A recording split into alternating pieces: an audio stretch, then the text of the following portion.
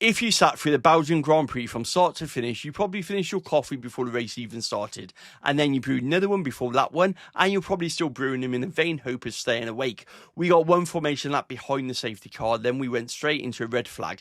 The spray was brutal, to be fair, visibility was non-existent, Lando Norris radioed, I can't see a thing, and he was in the lead behind the safety car, which in Formula 1 language means there's park it in the pit lane and wait for it to stop raining. We waited nearly 80 minutes while the track tried to dry. The jet dryers probably got more screen time than half the grid. Once we finally got going, it was a rolling start behind the safety car, and then we got some actual racing on lap 5. Norris led, Piastri didn't wait around, he got a toe up through Rouge, cleared Norris on the Kemmel straight, and that was the race that he pretty much settled. It was clean, it was early, no resistance, and that was it. The lead never changed again, and in fact it didn't even look like it was ever going to change.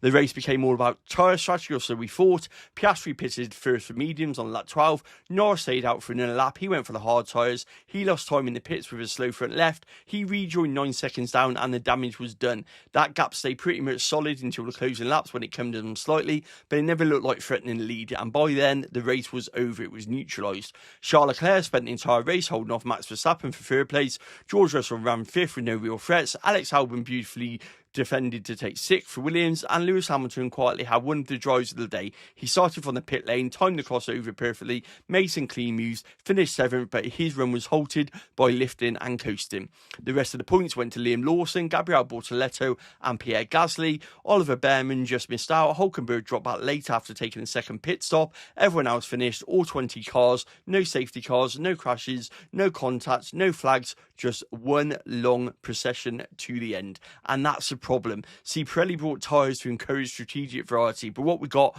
was one-stop reliability. You could have run either the mediums and the hards, it didn't matter. They both could have easily run to the end. There wasn't a cliff, there was no fall off, it was a comfort zone. Watching this was like watching paint dry. The second half of that race looked more like a simulation than an actual Grand Prix. But you've got to give credit where it's due. Oscar Piastri won. That's career win number 8. He's now level with Charles Leclerc going into Hungary before the break. He's got a 16-point lead, and he's going to be happy. He's finally reversed that run of fortune with Lando winning and taking that lead into Hungary and into the summer break, it looks like now.